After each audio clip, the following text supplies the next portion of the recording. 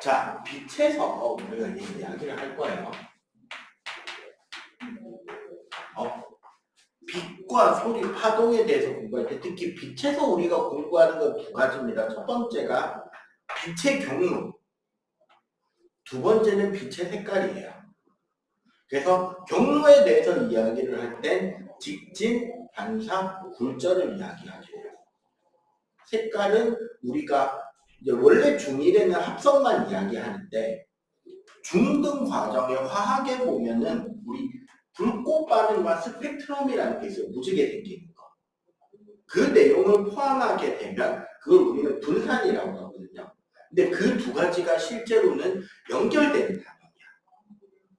그래서 분산과 합성을 합쳐가지고 내용을 배우게 되고 파동을 같이 배울 겁니다. 파동 소리에 대한 개념. 자, 그래서 빛은 일단 직진과 관련된 이야기부터 할게요.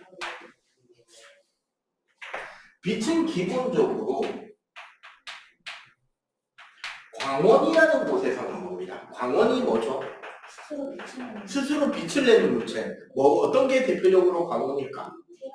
그치. 일단 태양계에서는 태양이 있고 이 교실 안에는 여기는 천정에 있는 LED도 광원일 거고 선생님 노트북에 LCD도 광원일 거고 안에.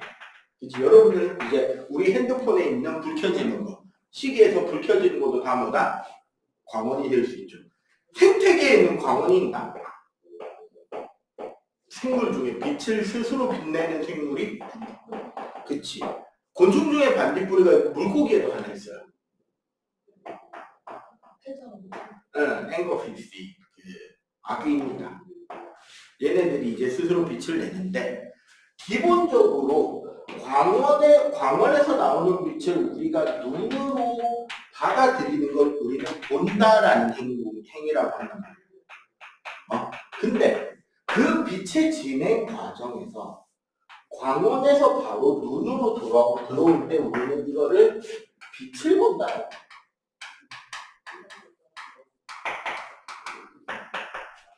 그리고 광원에서 나온 빛이 어떤 물체의 표면에서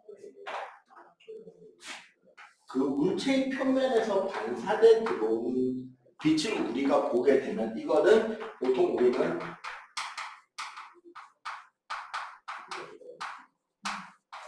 물체를 본다라고 이야기를 하는 게 되는 거죠. 이 과정에서 빛이 직진하게 되는데 이 빛의 직진과 관련한 증명 중에 가장 유명한 것은 빛의 경로는 그게 직진이 됐든 반사가 됐든 굴절이 됐든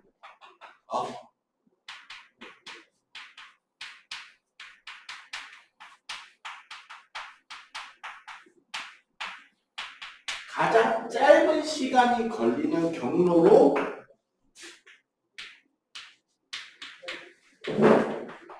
진행한다라고 하는 법칙을 과학자가 아닌 수학자가 발표합니다. 그것도 되게 유명한 사람이 발표합니다. 거의 무슨 급이냐면 아니 형이 여기서 갑자기 왜 나와 급입니다.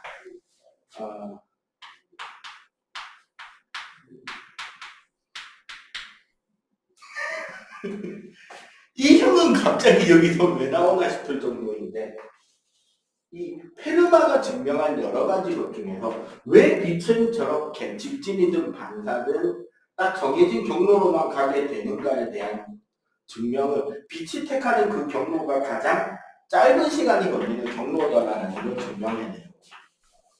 그래서 빛은 직진합니다. 같은 매질 속에서는. 왜? 그게 제일 빠른 길이니까.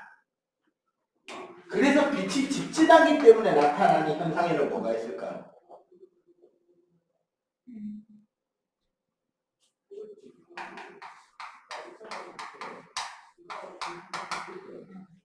빛이 휘어지면 그림자가 만들어져? 안 만들어지겠죠. 왜? 그 그림자라는 건 결국 물체에 가로막혀서 빛의 진행 경로가 가로막혀서 그 부위에 빛이 도달하지 않았기 때문에 어둡게 보이는 것을 그림자라고 그러죠. 휘어지면 이상합니다. 아니죠. 거기도 빛이 도달하겠죠. 요게 일단 가장 기본적인 직진이고요. 그럼 반사의 경우로 어떻게 된다? 이 최단 경로를 택하게 된단 말이에요.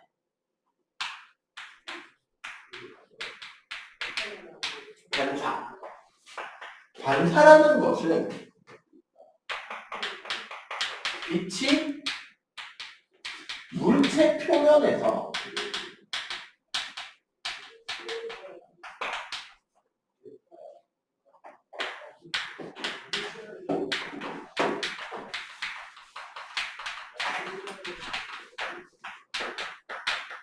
반사돼서 되돌아 나오게 되는 현상을 우리는 반사라고 해요. 근데 이 경우에도 뭐가 성립한다? 최단 시각 경로가 성립한단 말이야. 그래서 우리 수학 시간에 이런 작도를 해볼 수 있을 것 같은데, 여기 이제 가로등이 있어요. 여기 바닥에 호수가 이렇게 있고, 호수 반대편에서 우리가 서서 호수에 비친 가로등을 본다고 할 때, 이 빛의 진행 경로는 어떻게 작도될 것인가인 거지. 즉, 가로등, 호수 표면, 우리 눈까지 가장 짧은 경우는 어떻게 그려야 되죠? 사람을 뒤집어 가지고 보셨습니다. 사람을 뒤집어서, 즉 대칭 이동시켜서, 사람을 대칭 이동시켜서 빛의 진행 경로를 광원에서 대칭 이동된 사람 머리까지 직선으로 그으면 여기서 이렇게 반사된 경로를 그릴 수가 있죠. 자, 이렇게 그렸을 때 빛이 반사된 지점을 지나는 수직선을 그리게 되고, 이렇게 이 선의 이름을 우리는 덕선이라고 합니다. 여기를 덕선이라고 하고, 이 덕선을 기준으로 볼 때 빛이 들어오는 경로와 덕선 사이에 생기는 각도, 여기를 우리는 입사각이라고 하고요. 덕선과 반사돼 나가는 빛의 경로 사이의 각을 반사각이라고 하는데, 자, 이때 이 입사각과 반사각의 크기는 어떻다? 항상 같게 된다는 거죠. 왜? 요각과 요각은 막곡지각이고, 얘랑 얘랑은 대칭이니까 요각하고 요각은 크기가 같아지겠죠. 그지? 중학교는 어떻게 할 거야? 어느 쪽으로 가? 계속 글로벌이나 그쪽에서 경기도에서 사는 거 아니면 부산 내려오는 거야? 대구에 있는 기숙학교로 전학갔어. 제 전학가. 지금 초등과 아니잖아. 초등 갔다가 중등에. 중등은 대구로? 네. 힘들겠다. 자, 그 옛날에 이제 일반 학교에서 그 영재원 시스템 있잖아요. 영재교육 시스템, 부산대학교 영재원에서 원격 과제로 옛날에 이 문제가 한번 나왔어요. 요 반사 법칙에 대해서. 기본 예시로 이 설명을 먼저 해줘. 얘를 만약에 각 세타만큼 올리면, 이렇게 올리면, 반사 경로도 얼마만큼 올라온다? 세타. 그치. 세타만큼 올라가겠지. 요건 쉽잖아. 이 표면을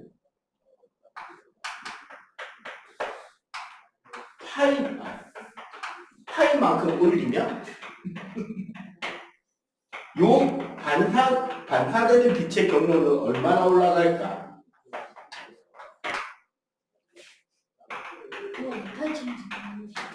네. 걔는 그냥 느낌적으로 2파이가 되죠.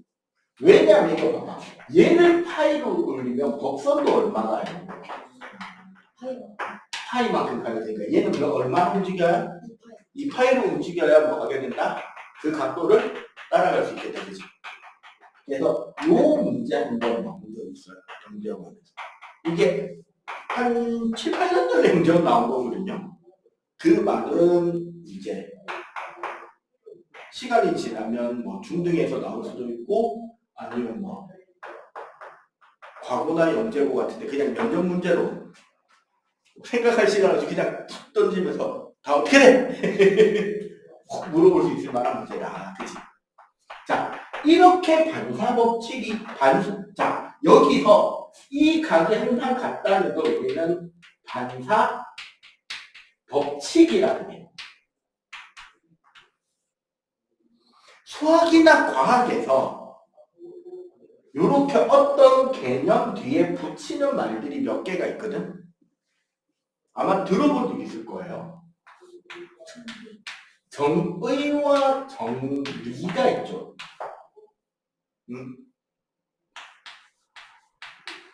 법칙이랑 원리가 있습니다. 그리고 땡땡설이 있고 땡땡론이 있어요. 이게 각각 뭔지를 알고 있으면은 우리가 그 내용이나 이런 것들을 공부할 때 도움이 되겠죠. 정의하고 정리는 뭔지 알아요?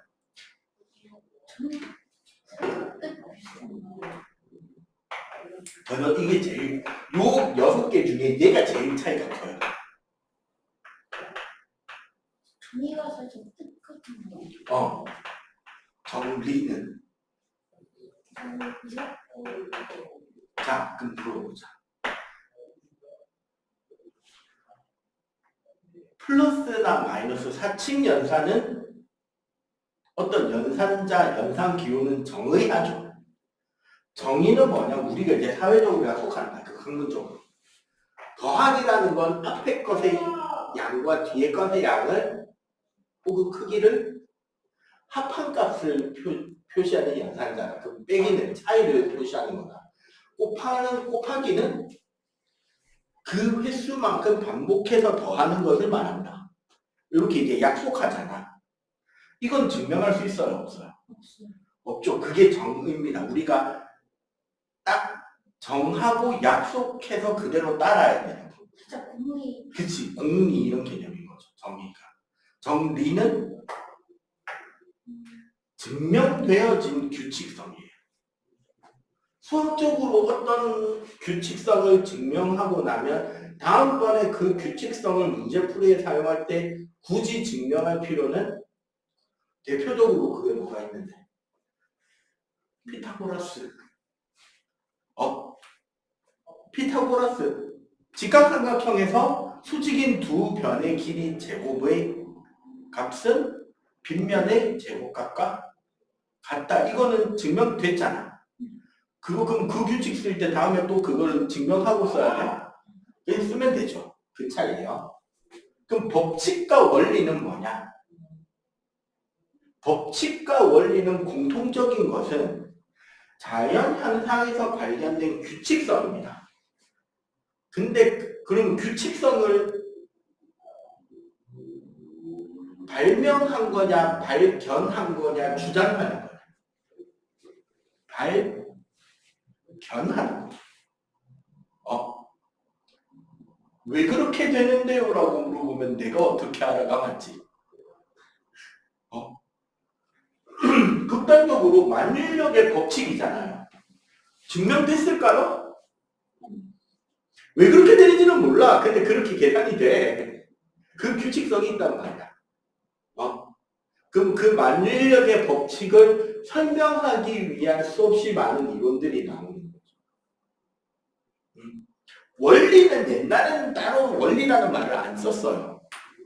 근데 이번 개정교육, 지난번 개정교육 과정부터 원리라고 바꿔서 쓰더라고. 대표적인 게 유전규칙에서 우열의 원리가 되었습니다. 옛날에 우열의 법칙이었거든. 유전자가 우리 부모님으로부터 하나씩 받아서 같은 것을 결정하는 유전자가 2개씩 보통 세트로 들어있는데 2개가 서로 다른 정보를 가지고 있는 거를 잡종이라 그래요. 아버지 혈액형 혹시 알아? 네. 무슨 형이셔?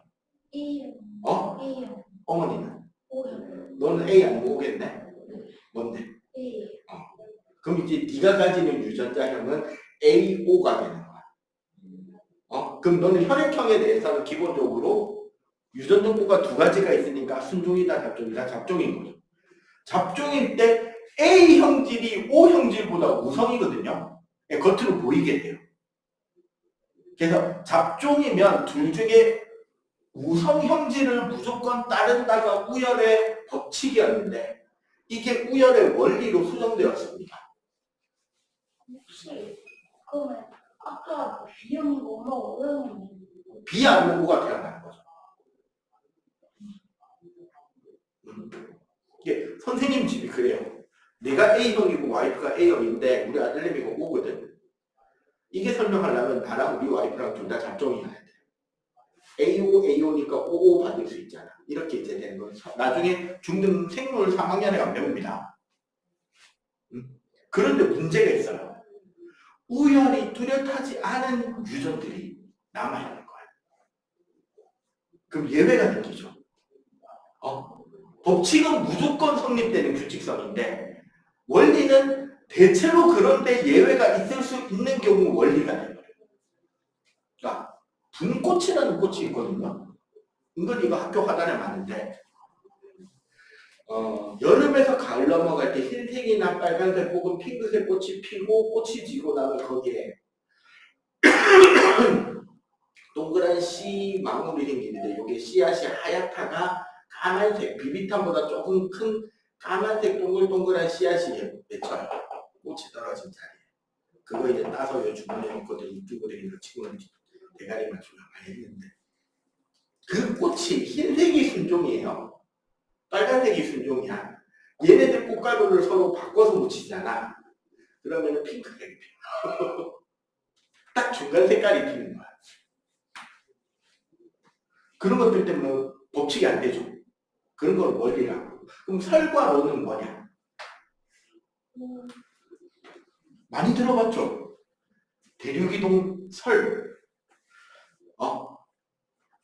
설은 진짜 가끔 사실 안 해드릴 수 있는. 로는? 로는 좀 사실인 경우가 많은 것 같고 그렇죠. 설과 로는 둘 다 과학자의 주장입니다. 어떤 법칙이나 원리에 대한 이론적, 논리적인 이론을 주장하는데 그 당시 사회에서, 그 당시 과학계에서 인정되지 않은 주장이 설이야. 그럴듯한 애라고 받아들여지면 론이 돼요. 그래서 지금은 맞는데 대표적으로 우리가 이제 중등에서 배울 만한 거는 대륙이동 설이었죠. 사실이 맞는데 왜 설이냐? 그 당시엔 인정 안 했거든. 이러다가 그게 발전하고 발전해서 판이라는 구조가 이론이 나오면서 받아들여지는 거예요. 그래서 판구조론이 돼요. 그치, 지동설, 천동설이었던 거죠. 그런 것들이 이제 여기 요 내용들이에요. 그럼 얘는 반사 법칙이니까 뭐다? 이 무조건 이 규칙성 성립이 되는 거고. 그런데 이 반사 법칙이 적용이 재미있게 됩니다.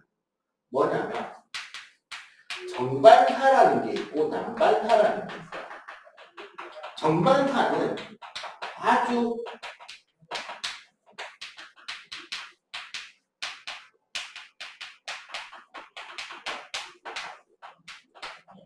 거울같이 아주 매끈한 표면에서 적용되는 게 정반사예요.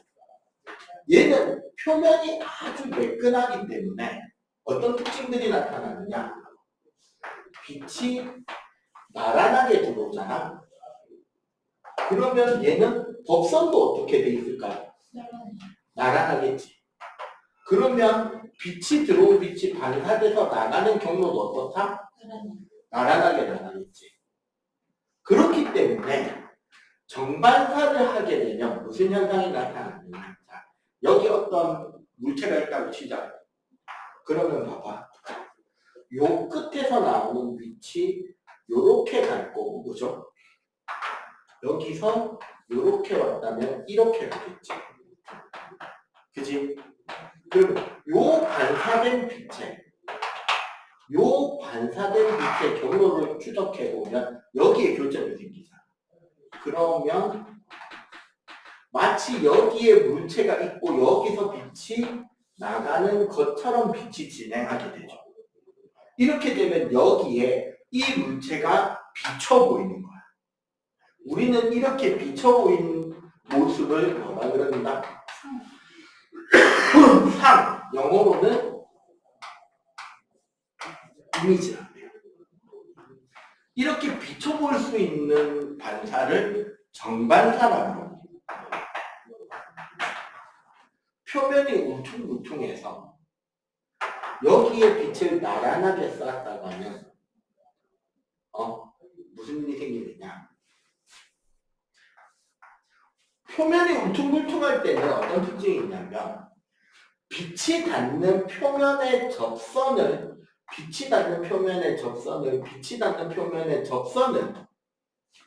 실제 물체의 표면으로 인식해요. 그러면 이 접선의 수직인선, 이 접선의 수직인선이 뭐가 돼버린다? 법선이니까 이 빛은 요로 반사되고 이 빛은 요로 반사되고 이 빛은 일로 반사되고 울퉁불퉁하면 빛이 어떻게 돼버린다? 온 사방팔방으로 난반사돼서 흩어져 버리겠죠.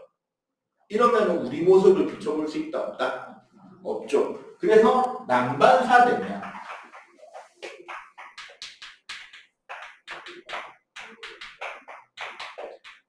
매끈하지 않은 표면, 이 난반사되기 때문에 어떤 특징이 나타난다? 상이 맺히지 않는다는 거죠. 그럼 여기서 물어보자. 극장이죠, 영화관. 영화관에 보면 스크린이 이렇게 걸려 있잖아. 그 다음에 학교에서 영상 수업 같은 거 할 때 뭐 대형 TV도 쓸 수 있지만 여기에 스크린 걸어놓고 빔 프로젝터로 쓰기도 하잖아요. 그 스크린 있죠, 영화관의 스크린. 빔 프로젝터의 스크린. 정반사일까요? 난반사일까요? 난반사예요, 그게. 그걸 난반사를 시키기 때문에 극장 맨 앞줄에서 이렇게 보고 있는 사람들, 맨 뒷줄에서 밑으로 내려보는 사람들, 왼쪽 끝에, 오른쪽 끝에 모든 곳에서 똑같은 화면을 볼 수 있게 돼요. 그게 정반사인지 난반사인지 헷갈리잖아. 이런 상상을 해보면 돼요. 스크린 크기에 거울을 달아놓고 뒤에서 빔 프로젝터 들어오면 무슨 일이 생길까? 가운데 사람 누구셔서 앉아있겠냐?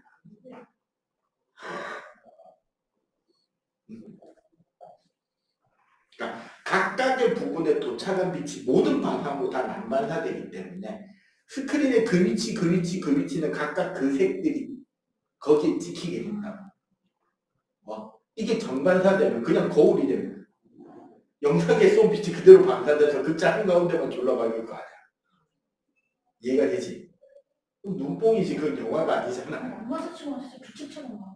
그러니까 모든 방향으로 아주 골고루 잘 빛의 세기가 강하게 유지시킨 채로 반사시킬 수 있는 반사율을 가진 판이거든.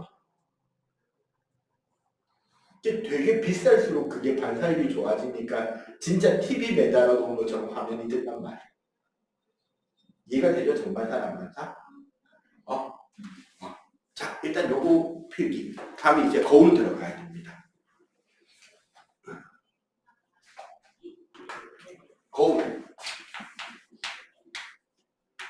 거울은 그게 평면 거울하고 구명 거울로 나뉘어요. 그냥 우리가 흔히 보는 거울이 바로 뭐다?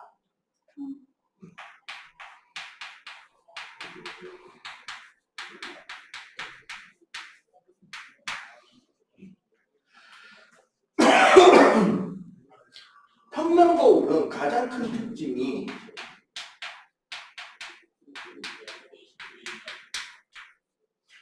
그 상과 물체의 좌우가 어떻게 되죠? 반대로. 반대로 바뀌고 위아래. 위아래만 바뀌지.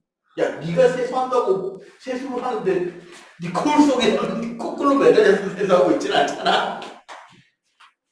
좌우가 반대가 되고 기본적으로. 물체에서 거울까지 거리와 거울 속에 비치는 상까지 거리가 똑같게 나오고요. 크기도 어떻다?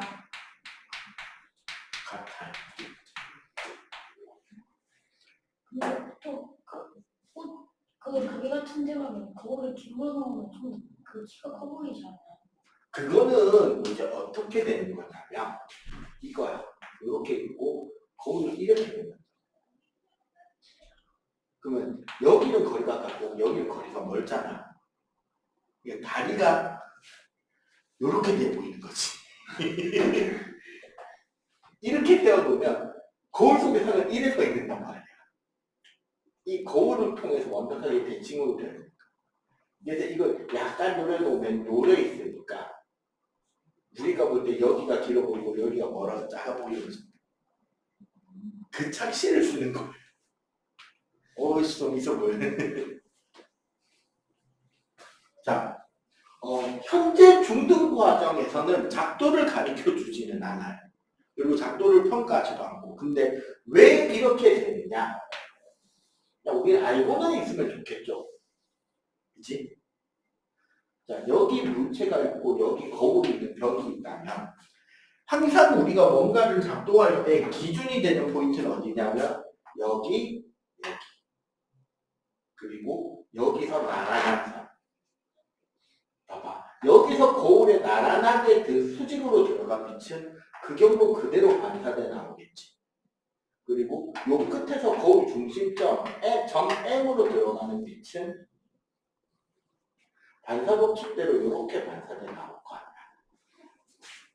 그럼 봐봐. 반사돼 나오는 빛이 한 점에서 만날 수는 없죠. 그럼 어디서 한 점에서 교차될까? 그 빛의 진행 경로가 교차하는 여기에 교차되지. 그럼 요게 뭐가 된다? 아까 우리가 본 상, 이미지가 되는 거야. 이렇게 그리니까 요 길이랑 요 길이가 같고 키도 똑같게 된다는 거죠. 대신에 그려보면 좌우가 반대가 되지. 선생님이 이 거울과 관련해서 우리나라 공포영화 중에 단연 진짜 시나리오로는 단연 탑으로 뽑는 영화가 하나 있습니다. 거울 속으로라는 공포영화가 있어요. 난 포스터부터 대박이라고 생각해. 포스터가 뭐냐면 어떤 그 주인공하고 친한 어떤 사람이 하나 있는 아저씨가 있는데 우리나라에 요새는 그런 엘리베이터가 없죠. 엘리베이터 양쪽 면이 다 거울이. 그럼 어떻게 돼 보면 원래 이렇게 딱 서 있으면 그치 무한하게 쭉 반복돼서 내 모습이 비쳐 보이잖아. 포스터에 보면 이렇게 딱 서 있고 쭉 반사가 되는데 한 10몇 번째쯤 아저씨가 이렇게 보고 있어.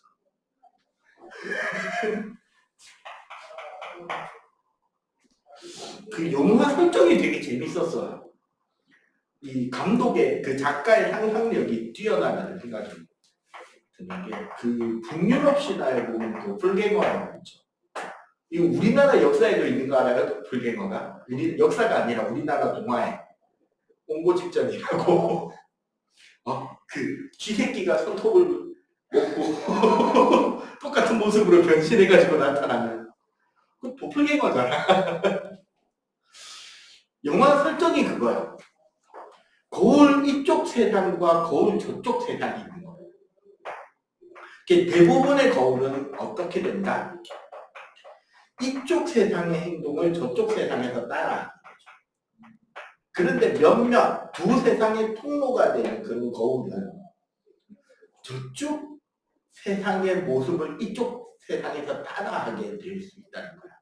갑자기. 그리고 그 따라하는 동작을 통해서 이쪽 세상의 존재가 죽으면 거울 속에 있던 존재가 이쪽에 나와서 사는 거야. 대신에 그렇게 거울에서 나오게 된 얘는 저쪽 세상에 없죠, 이제. 거울에 비쳐 보인다, 안 비쳐 보인다? 안 비쳐 보인다. 그리고 얘를 죽게 하는 행동이 얘가 얘를 조정해서 자살을 시키는 거지. 그 딱 첫 번째 희생자가 죽기 직전의 모습이 진짜 임팩트가 남았어. 이거 듣고 나서 이 이야기 해줬을 때 선생님 가르쳤던 애들 중에 집에서 세수 못했다는 애들이 좀 생겼어요. 첫 번째 희생자가 그 직장 회식을 하고 술을 마시고 이렇게 비틀비틀 자기 집으로 오는 중에 공원에 있는 화장실에서 술을 좀 빼야겠다고 세수를 하는데 여기서 이렇게 막 세수하고 있잖아. 거울 속에 있는 내가 세수하는 자기 자신을 가만히 보고 있어.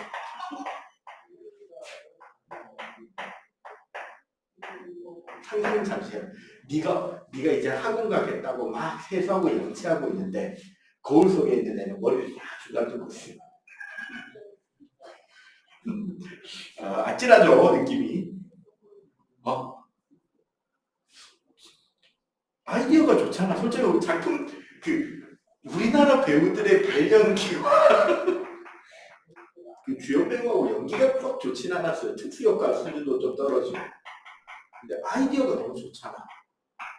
그래서 이 아이디어를 미국 헐리우드의 공포영화 찍는 감독이 영화제에서 이 작품을 보고 아이디어가 너무 좋다고 시나리오를 사가서 자기 스타일로 각색을 해서 미국 헐리우드 영화로 같은 미러 기본 내용은 똑같아요. 실제로 그렇게 찍은 영화 하나 더 있습니다. 샌 안드레아스라고. 그 드웨인 존슨 나온 재난 영화인데 큰 지진으로 캘리포니아 반도에 산사태가 일어나고 그것으로 인해서 생긴 쓰나미가 샌프란시스코를 때려서 금문교의 컨테이너선이 꽂혀요. 어디서 본 것 같은 장면이지? 해운대입니다, 그거. 영화 시나리오가 그냥 해운대죠. 단지 그 뒤에 이야기 풀어가는 과정이 우리나라 사람들이 좋아하는 영화랑 미국 사람들이 좋아하는 영화 스타일이 다르니까 그 주인공 역할이 달라지고 하는 건데 이런 영화들도 있었어요. 예, 원래 똑같아야 됩니다. 은근히 되겠죠? 그리고 여기서도 아까 그 문제 2번 문제가 이 거울로 나왔던 거예요. 봐봐. 여기서 이 물체가 V0의 속도로 가면 거울 속의 상도 얼마의 속도로 다가올까? 그렇지. 근데 만약에 이 거울이 V1의 속도로 다가오면 거울 속의 상은 2, 그치. 2V1으로 다가온다. 왜? 그래야지 뭐가 성립된다? 물체와 거울에서 상까지의 거리가 성립이 된다는 거죠. 자, 그리고 지금 오늘 하필 이 수업에 여학생이 없는 게 아쉬운데 남자들은 이해하지 못하는 여학생들이 사춘기가 되고 자기 방이 생기면 꼭 가지고 싶어하는 패션 아이템이 있습니다. 전신거울이라는 게 있어요. 그리고 이것 때문에 갑자기 여학생들 놀릴 때 종종 쓰는 건데 남자애들은 이 전신거울이 왜 필요한지를 모르죠. 거울에 딱 비춰보면 머리끝부터 발끝까지 다 비춰볼 수 있는 거. 한 번에. 그러니까 세로로 긴 거, 네가 옷가게에 있다는 그런 거. 남자는 이게 왜 필요한지도 모르고 이게 있어도 큰 문제가 생기지 않아요. 예를 들어 이런데 네가 오늘 학원에 오려고 막 옷을 이제 네가 이제 옷을 막 옷장에서 꺼내서 입었을 거 아니야. 이게 외투까지 딱 입었는데 속에 있는 티셔츠가 마음에 안 들어. 뭔가 색깔이 이상해 어색해. 그럼 어떻게 하면 돼? 어떻게 하죠? 티셔츠를 갈아입죠. 예, 티셔츠만 갈아입으면 되잖아. 여자아이들은 그렇게 딱 비춰보고 뭔가 어색하잖아. 다 갈아입습니다.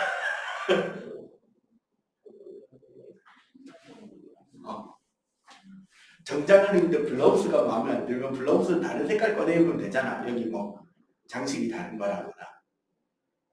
다 갈아입어요.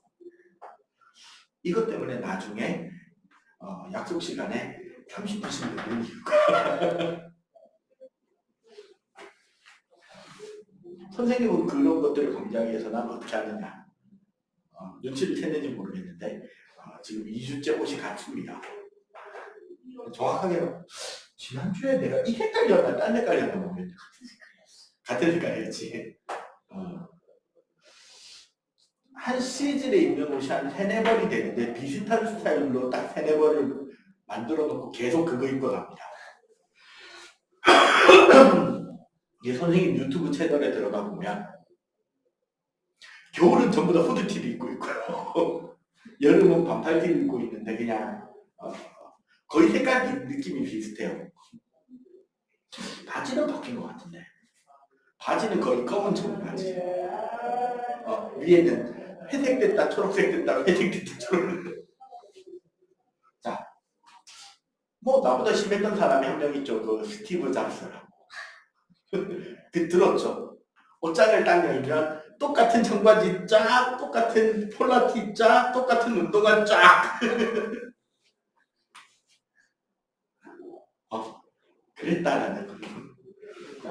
전신 거울 문제는 뭐냐면 이거예요. 선생님이 키가 180이란 말이야. 그러면 내 선생님 머리끝부터 발끝까지를 다 비춰볼 수 있는 거울은 최소 길이가 몇 센치입니까?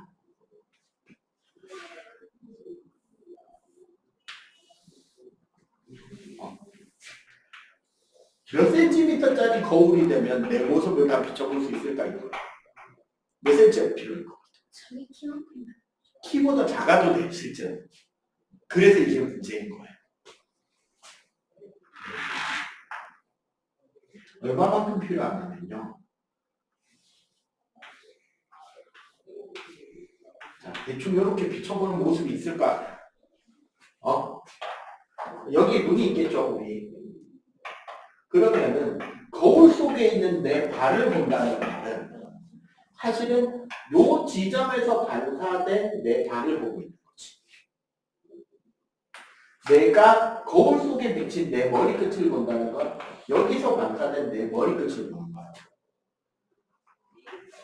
그죠? 이렇게 보면 요 길이랑 요 길이 맞대야 돼. 요 길이랑 요 길이. 거울을 여기서부터 여기까지 했으면 되네.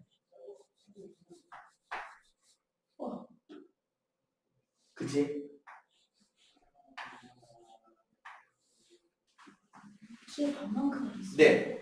전신 거울은 자기 키의 절반, 정확한 높이에 매달 수만 있다면 자기 필요한 키의 절반 크기면은 딱 전체를 다 비춰볼 수가 있습니다. 거리랑 상관이 없어요.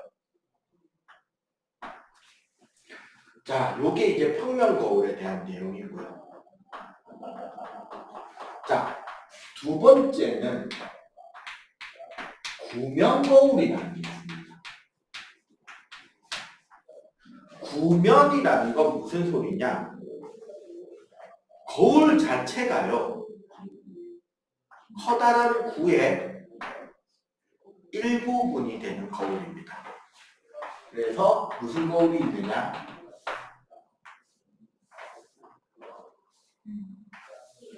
고무 거울이 있고요.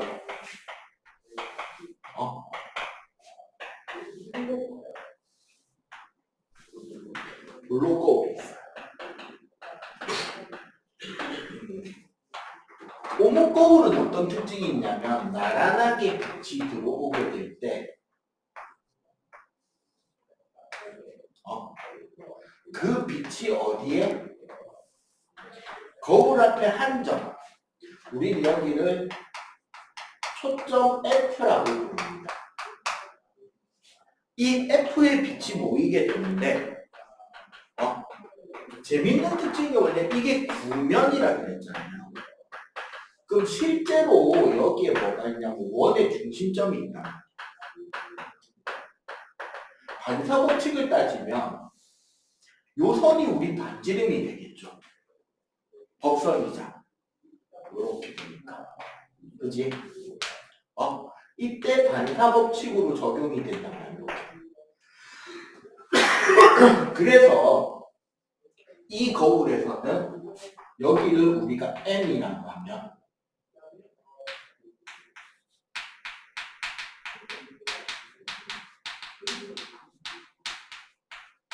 보통 소문자에 풀어도 많이 썼는데 이 선분 MF가 초점 거리가 되겠지? 여기서 여기까지. 이 초점 거리는 선분 MO, 즉 구명 거울의 반지름. 여기서 무슨 규칙에 적용한다? EF는 R이다. 초점 거리는 반지름의 절반 지점에서 모여요. 대략적으로. 근사값입니다. 완벽하게 정확하진 않아요. 그럼 다 달라요? 대략 저기서 약간 오차가 생길 수도 있어. 이 거울 크기 얼마냐에 따라. 그걸 이제 원래 이제 고등과정에 가면 공률 오차라고 해가지고 배우게 되는데 조금 위치의 차이가 납니다.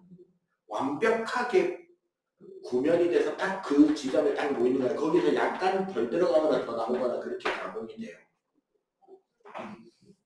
그러면 이런 볼록 거울은 얘가 오목이죠. 볼록 거울은 나란하게 빛이 들어갔을 때 얘는 초점이 있어요. 근데 초점은 어디냐? 거울 뒤쪽에 있어요. 마치 이 초점에서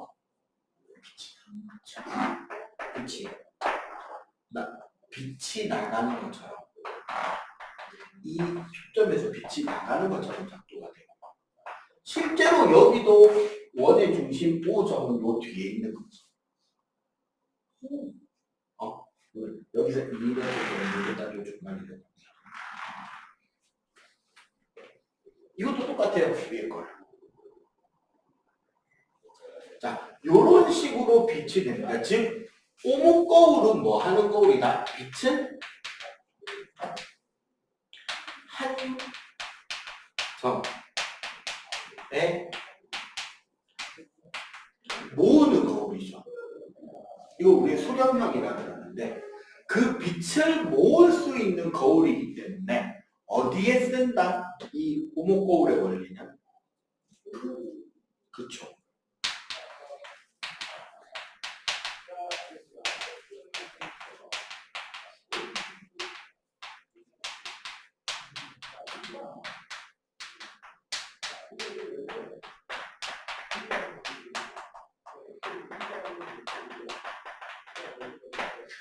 성화체화경이나 태양열 조리기, 그 다음에 위성 안테나가 전부 다 오목 거울의 원리를 쓰고 있는 겁니다.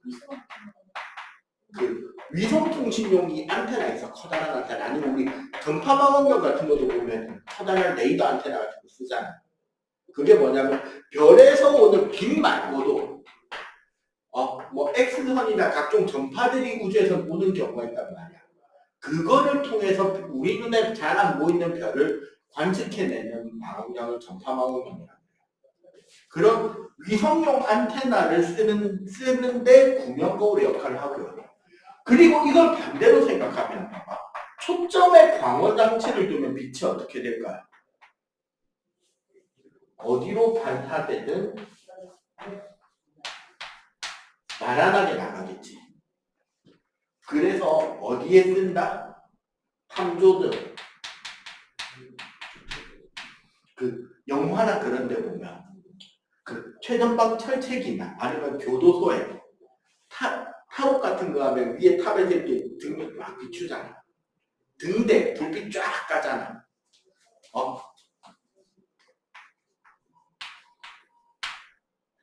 그다음에 자동차나 손전 등의 라이트 뒤에 반사판 빛을 앞쪽으로 모아주는 기능을 하는 게 전부 다 오목거울의 원리고요. 대신에 얘는 재밌는 특징이 생겨요. 오목거울에서 물체가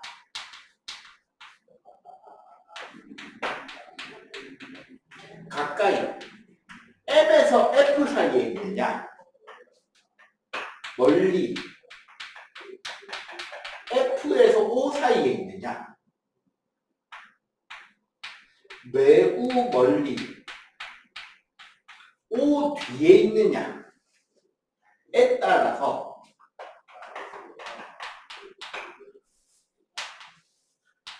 확대가 된 똑바른 상,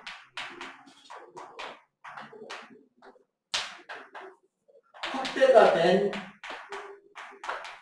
뒤집힌 상, 축소가 된 뒤집힌 상이 생깁니다. 오목거울에서는 거울과 물체 사이 거리에 따라서 보이는 모습이 어떻게 된다? 달라져 보인다. 그죠? 그러면 저 밑에 있는 무릎골 같은 여기에 물체가 있어요.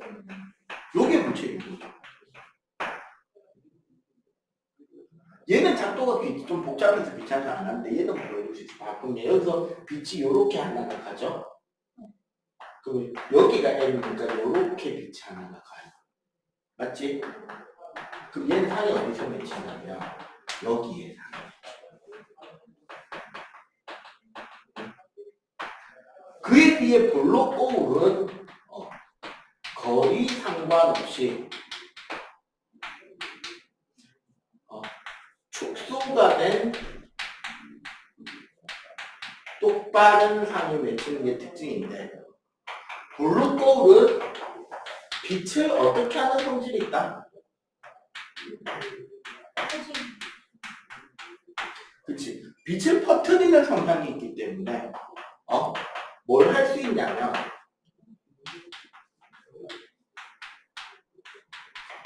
작은 거울로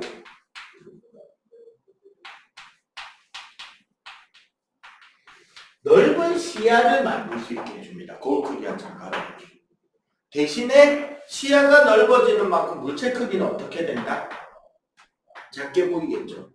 어디에 쓸까요? 이 볼록거울.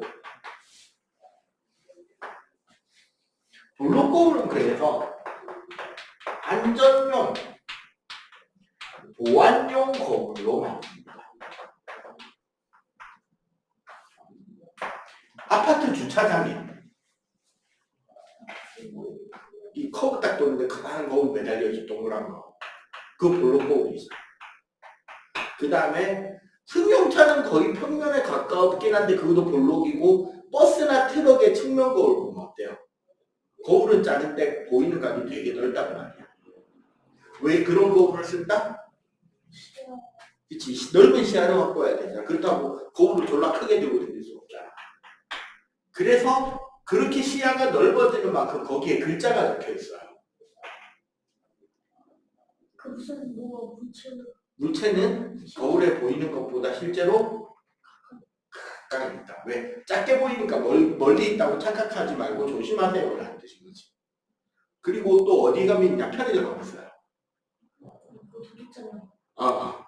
여기 편의점 천정 구석구석에 매달려 있잖아. 왜?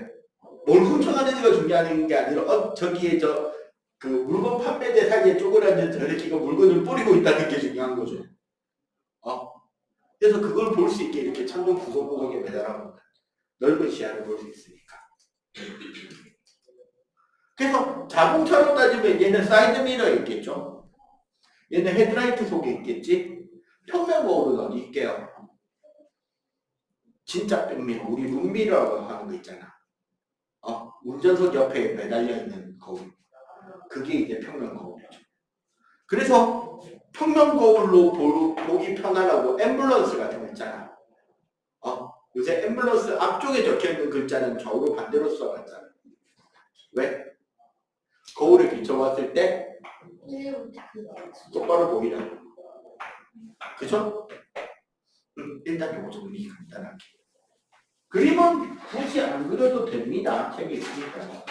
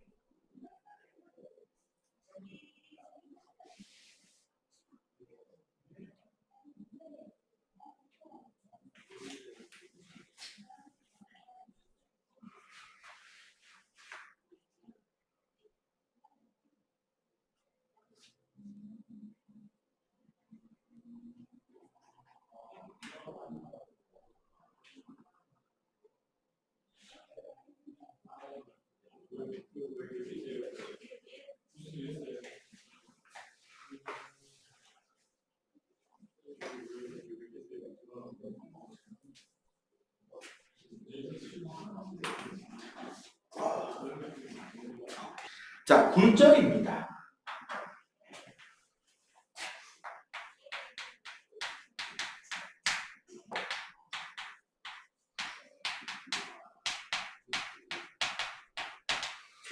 빛의 굴절은 매질, 빛이 지나가는 물질 있죠, 경로. 그 매질에 따라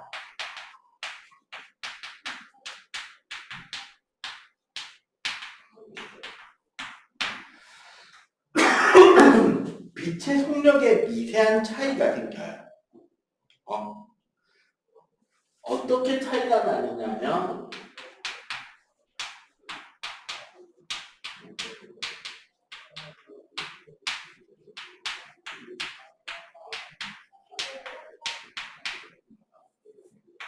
요렇게 차이가 공기까지는 그냥 진공에서랑 속력이 같다고 치고 실제 여기서도 차이가 나요. 그 뒤로 물, 유리, 다이아몬드로 갈수록 느려진단 말이야. 이 속력의 차이로 인해서 빛의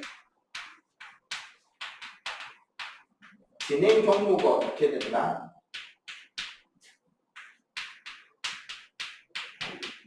꺾입니다. 바뀐다는 거죠. 이 차이로 인해서 빛의 진행 경로가 꺾이는 것을 우리는 굴절이라고 해요. 근데 얼마나 꺾이느냐가 중요하잖아. 자, 여기가 공기고 여기가 물이라고 할 때 여기 버프가 안 갖고 오고 실제로 빛이 이제 이렇게 입사하잖아요. 그럼 무슨 일이 생기느냐? 이 빛의 일부는 반사가 돼서 그대로 나옵니다. 여기는 반사니까 무슨 법칙이 적용된다? 반사 법칙이 적용이 돼야 되고 일부가 굴절이 되는데 원래 빛이 굴절할 때문에 요 전선 경로를 따라갈 거 아니야. 얘가 요렇게 꺾여요. 이걸 우리는 굴절이라는데 여기서 어떤 특징이 생기느냐? 요쪽 각을 세타1이라고 하면 요쪽 각도 반사 법칙이니까 여기에 세타1이 되겠지. 요쪽 굴절, 여기가 굴절각이잖아. 굴절각이 세타2라고 하면 어떤 법칙이 성립되느냐? 여기서 들어오는 빛의 속력이 V1, 반사돼서 나가는 거는 같은 공기를 통해서 나가니까 여기도 속력이 얼마? V1. 굴절되는 요 빛은 물이니까 속력이 느려졌겠죠. 그럼 뭐가 된다? V2가 될 때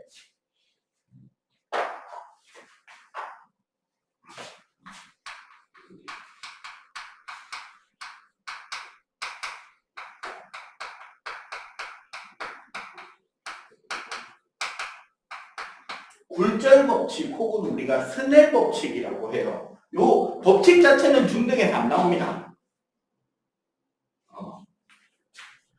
V2분의 V1이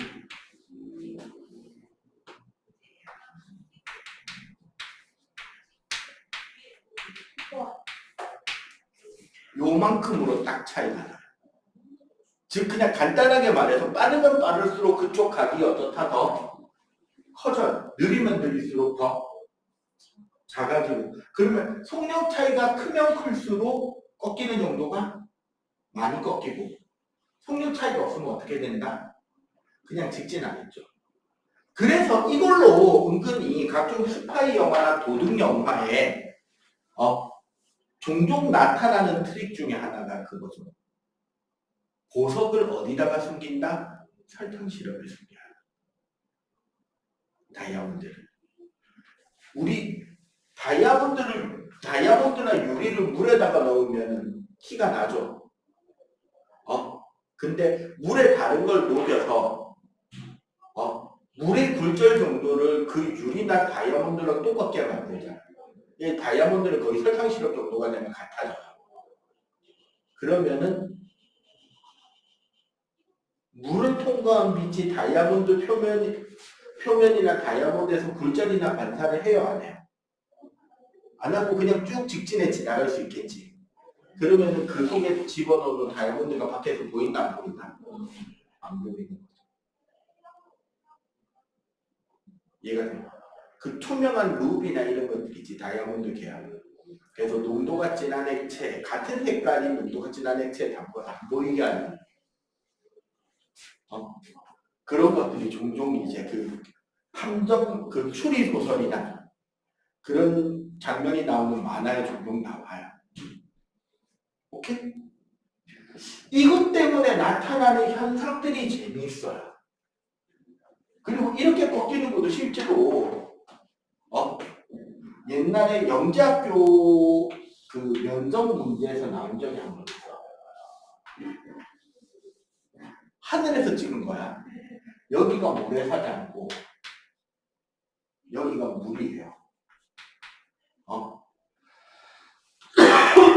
자, 여기가 출발점이고 여기가 도착점이야.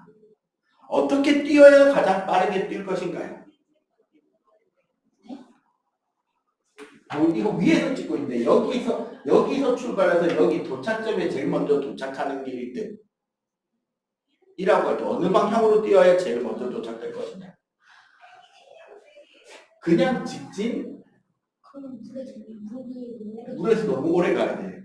그럼 물을 가장 짧게 너무 돌아가는 느낌이 나죠. 이때 어떻게?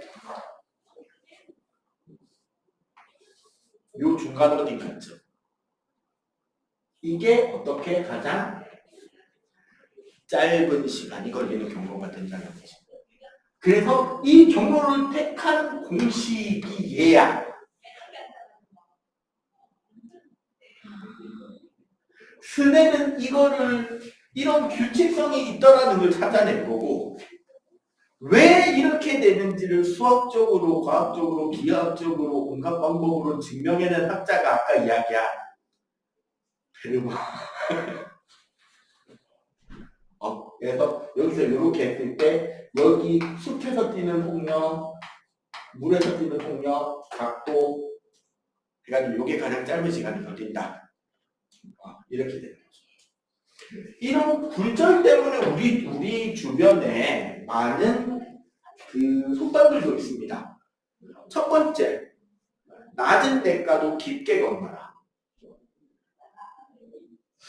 너희도 그 생존 수영 하니? 그 3학년 4학년 됐어요. 3학년 4학년 됐어. 3, 4학년 때 생존 수영 가면 학교에서 좀 장난꾸러기 아이들이 꼭 이 짓거리를 합니다. 부산 같은 경우 아이들 어린이용 풀장이 있고 여기 성인용 깊은 풀장이 있단 말이에요. 네, 생존 수영은 어린이용 풀장에서 배우잖아요. 처음에. 근데 그 중에서 좀 자기가 키가 크고 자기는 수영 좀 한다는 놈들이 성인 옆에 있는 성인용 풀장에 노동을 들이죠. 그리고 분명히 깊이 2m라고 적혀있는데 밖에서 보면 이게 2m까지 안 될 것 같은데 얕아 보인단 말이야. 그리고 거기에 미끄러진 척하면서 풀장에 뛰어들었다가 후회하죠. 왜? 발이 안 닿지. 왜 그런 현상이 생기느냐? 이것 때문이에요.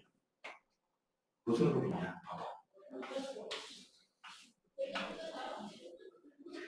실제로 이 풀장 바닥에서 올라오는 빛이 굴절돼서 이렇게 들어올 거예요. 이건 좀 이제 각도를 많이 꺾은 거긴 한데 요 밖에서 볼 때 요렇게 빛이 여기서 올라온 빛이 요렇게 해서 들어온 거 아니에요. 그럼 밖에서 보면 풀장 바닥이 여기 있는 걸로 보인다. 그러니까 밖에서 보면 물이 깊어 보인다, 얕아 보인다. 근데 실제로 발을 집어넣으면 그치. 요것 때문에 옛날에 정글의 법칙 김영만도 되게 고생했어요. 물 밖에서 작살로 물고기를 찔러서 잡고 싶은데 자, 실제 물고기는 여기 있겠지. 근데 눈에 보이는 물고기는 어디 있을까? 요 위에 있을 거 아니야. 작살을 여기에 찌르는데 물고기가 찔리냐고. 이해가 되죠?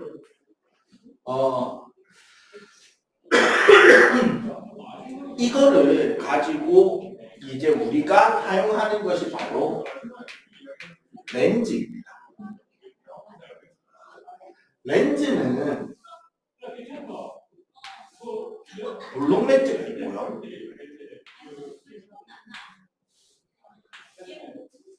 오목렌즈가 있어요. 자, 유리는 공기보다 빛이 빨라요, 느려요? 여기 적혀있네. 공기보다 유리가 빛의 동력이 느리잖아. 그럼 봐봐. 여기에 나란하게 도착한 빛은 렌즈를 지날 때 여기가 더 느리죠. 상대적으로 여기랑 여기가 유리가 짧으니까 빠르고 여기가 느리잖아. 그럼 이렇게 꺾일 때 어느 쪽으로 꺾이는 거냐? 느린 쪽으로 꺾이는 거예요, 결론적으로 따지면. 그러면 이 경우는 어디가 가운데가 느리니까 빛이 어디로 보인다? 가운데로 보이겠지. 그래서 이렇게 빛이 보이게 돼 있어요. 여기 나란하게 빛이 들어오면 어디가 더 느려? 그치. 양쪽이 더 느리고 가운데가 빠르잖아. 그럼 빛이 어디로 꺾여야 돼요? 그 상황. 그치. 밖으로 꺾이게 돼. 근데 이거 빛의 경로가 왠지 아까 앞에서 본 것 같은 느낌이 들죠? 뭐 어떻게? 얘가 볼록 렌즈잖아. 뭐랑 상이 똑같이 생겼냐면 네, 오목 거울과 같은 상이 돼. 그럼 얘는 오목 렌즈잖아. 그치?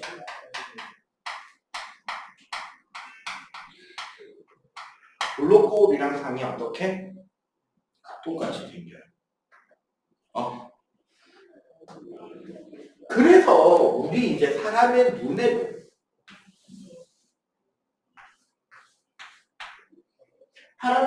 구조를 보면 이 앞에 우리 수정체라는 렌즈가 하나 들어있고요. 그 앞에 이제 각막이 있고 홍채가 있고 뭐 이렇게 돼 있단 말이야. 결국은 뭐냐면 우리 눈동자라고 하는 게 사실 여기에 있는 홍채예요. 조리개야, 조리개. 눈동자가. 그 홍채 한가운데 보면 눈동자 자세히 보면 가운데 검은 점이 찍혀 있잖아요. 이게 점이 아니라 거기가 뚫려 있는 공간이에요. 무슨 소리냐? 우리 눈을 정면에서 보면 이렇게 눈동자가 있지? 눈동자를 좀 자세히 보려고 그러면 여기 까만 점이 있고 이렇게 돼 있잖아. 요 까만 점인 부분이 동공이라고 하는데 여기 뚫려 있는 요 부분이야. 그러니까 저기로 빛이 들어가는 거예요. 나머지 눈동자는 사실 뭐다? 요거는 우리 홍채라고 우리 눈의 조리개 역할하는 그 부분이고요. 우리 고양이 눈 보면 어때요? 여러분 그 낮과 밤에. 그 눈동자 크기가 좀 다른. 낮에는 이렇게 눈동자가 뾰족하죠. 밤에. 얘는 홍채들이 이렇게 열고 닫기 형태라고. 우리 사람은 여기가 이렇게 좁아졌다가 이렇게 커졌다.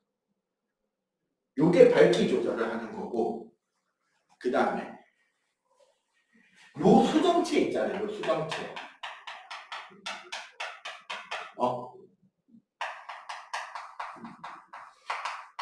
원래 카메라는 저 수정체의 두께가 조절이 돼요.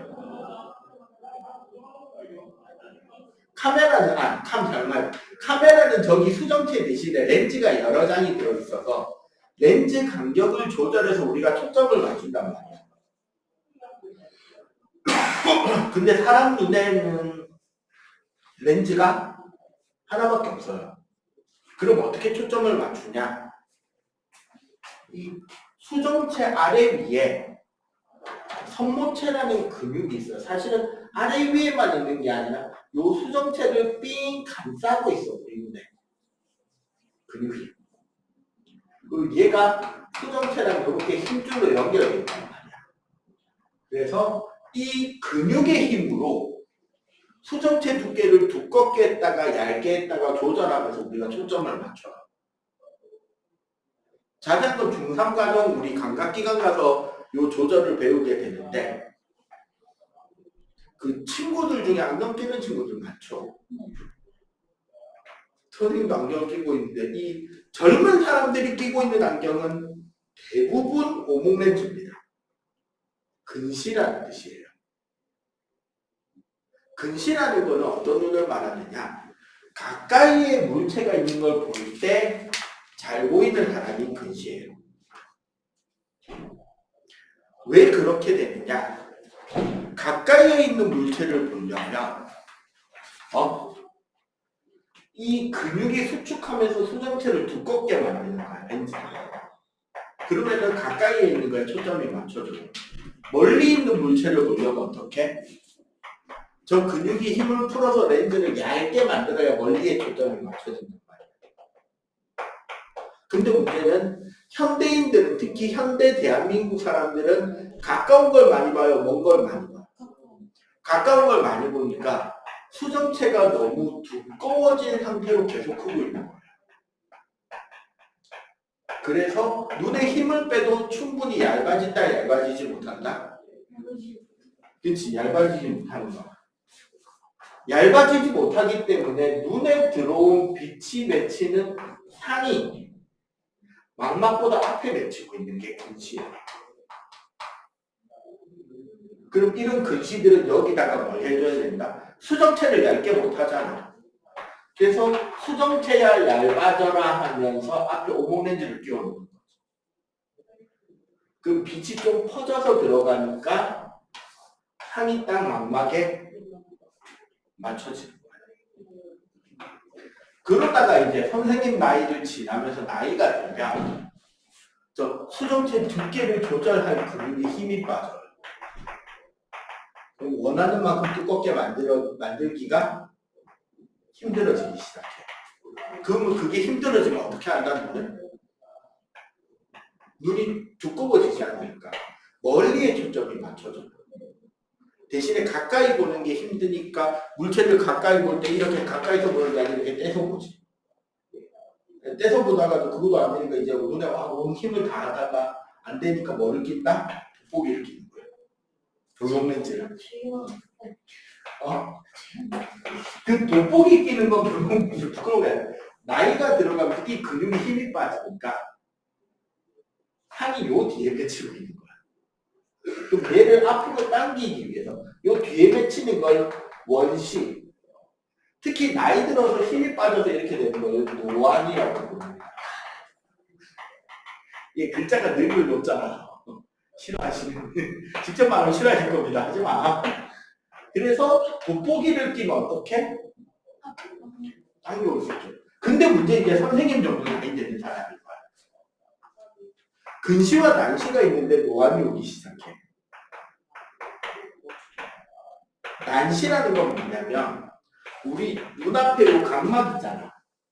각막 두께가 균일하지 않아서 한쪽으로 물절률이 다른 걸 난시라고 해요. 그러면 안경을 벗으면 물체가 이렇게 여러 개가 겹쳐있고 이걸 보정하기 위한 안경을 끼는 건데 이 난시와 근시가 있던 사람들이 노안이 오기 시작하면 어떻게 되느냐? 가까이에 있는 글자를 보는 게 안 보이기 힘을 못 줘요. 먼 거는 먼 것대로 근시인데 그래서 어떻게 하느냐? 예, 떼서 봐. 그러다가 뭘 한다?